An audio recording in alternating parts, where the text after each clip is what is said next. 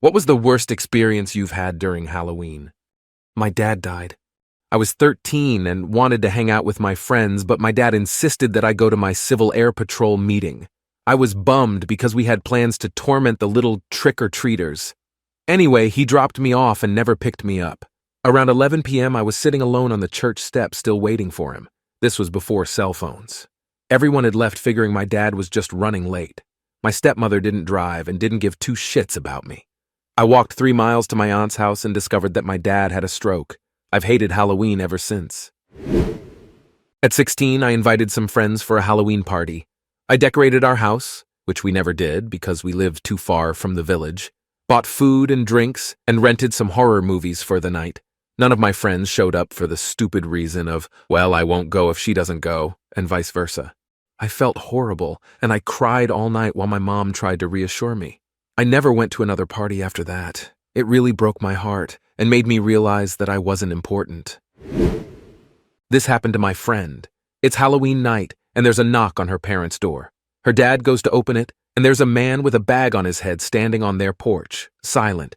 The man makes a move to step into their house, and her dad pushes him backwards.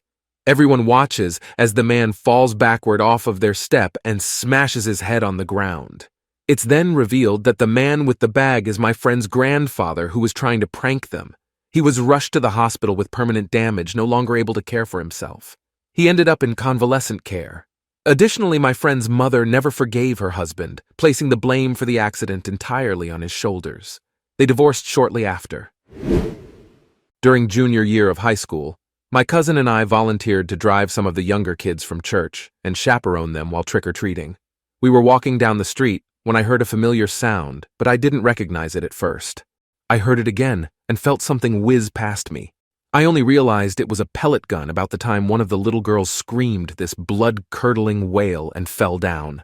Someone had shot her in the eye with a CO2-powered pellet gun. My cousin grabbed a hunk of gravel from the driveway, chucked it into a tree, and hit the shooter, knocking him from a limb and onto the ground. I'm wrangling 7 kids, all screaming and crying, while my cousin is beating the boogers out of this kid's sinus cavity. Parents are running outside, and it's chaos when the police and ambulance finally show up. Long story short, the kid with the pellet gun got assault with a deadly weapon, and the little girl lost her eye from the incident. If you enjoyed this video, please give us a like and subscribe to my channel.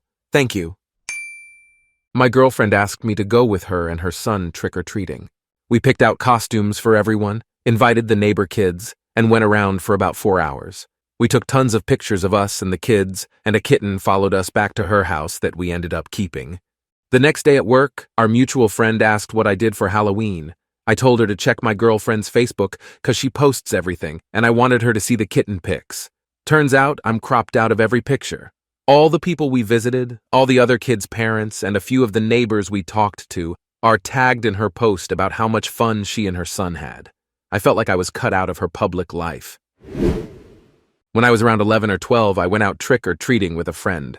We ran into some older kids my friend wanted to hang out with, so we tagged along. They wanted to go pumpkin smashing. I was a rule follower and didn't want to be around trouble, but I let my friend talk me into it. We came to a house that had a bunch of great pumpkins. You could tell they spent a bunch of time on them. Then the older kids started destroying the pumpkins. I just watched, feeling uncomfortable. A few days later, I'm reading the paper and see a letter to the editor from the owners of the house. It said how awful it was and how it wrecked their kids who spent so much time on the pumpkins. I felt sick. I showed it to my friend, and he thought it was cool and took it to show to those other kids. I realized then our association was more about living on the same street than friendship. I still feel terrible. I had costume plans with a friend who chickened out on me and wanted instead to wear her own regular clothes while I was in a ridiculous Ginger Spice costume. I had her drop me off after that and tried to find other plans. I decided to try to hang out with some of my other friends, but a girl who didn't like me refused to pick me up and didn't let me hang out with them. I didn't have a car at the time. So I decided I was going to walk there, about a 7-mile walk. I got a quarter of a mile down the street and got hit by a car. 13 years later and I still have the metal in my ankle. One Halloween when I was younger, my father beat the shit out of my mom and one of my sisters, so we hid at a church doing a stupid fall fest for the families who thought trick-or-treating was evil. Then I got made fun of by the church kids who went there because I didn't have a costume and was crying. By the way, this year my father is finally in prison. I was 14 and I went out with my group of friends. I was always the one left out. They dressed in girly costumes and I was a full-on clown with big shoes. I walked with one of the girls' moms the entire time because they were ahead and the big shoes slowed me down. They went into a haunted house and I was too scared, so I waited outside. Then I couldn't sleep over because I was allergic to my friend's cat. I did find a $20 bill on the floor, though. I was trick-or-treating with 3 buddies during freshman year of high school. We were joking about being a little old to do it, but it was all in good fun. Some kids 2 years older were running around in skull masks, doing rowdy teenager stuff, and decided it would be a good idea to take my candy. They were much larger than us and had no trouble. One grabbed my bag, and another one threw me down in the street. No serious injuries, but I had skinned knees and palms. I was pissed. I filed a police report and the officers took it seriously. We got out our yearbook and identified 3 of them and they were picked up that night. They were charged with strong-arm robbery, got a ton of community service, and had to pay for my lost pillowcase, candies, and damaged clothing. I caught some flack for it at school from their girlfriends. They were ordered not to talk to me, but I didn't really care because I felt like justice was served. My daughter died, and I had to try to revive her on Halloween 16 years ago. She was 4 months old, and I found her face down in her crib about 20 minutes into her daily nap. When I saw her, I knew something was wrong, but the real panic of it all didn't hit until I touched her body. It was cold and waxy. I picked her up and carried her into the kitchen, screaming. I was all alone, in a brand new house, where we hadn't even set up phone service yet.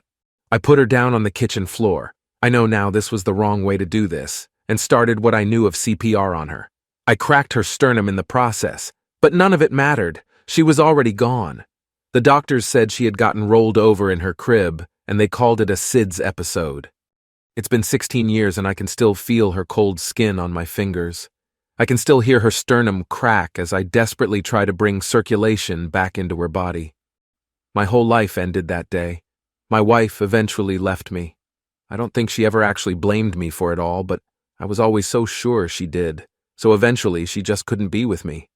I've lived the last 16 years in alternating states of misery and total numbness.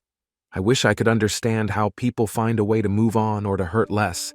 It's not a thing I have been able to do. Thank you for watching, and please subscribe to my channel for more Reddit stories. This is Reddit Story Hour. See you in the next video.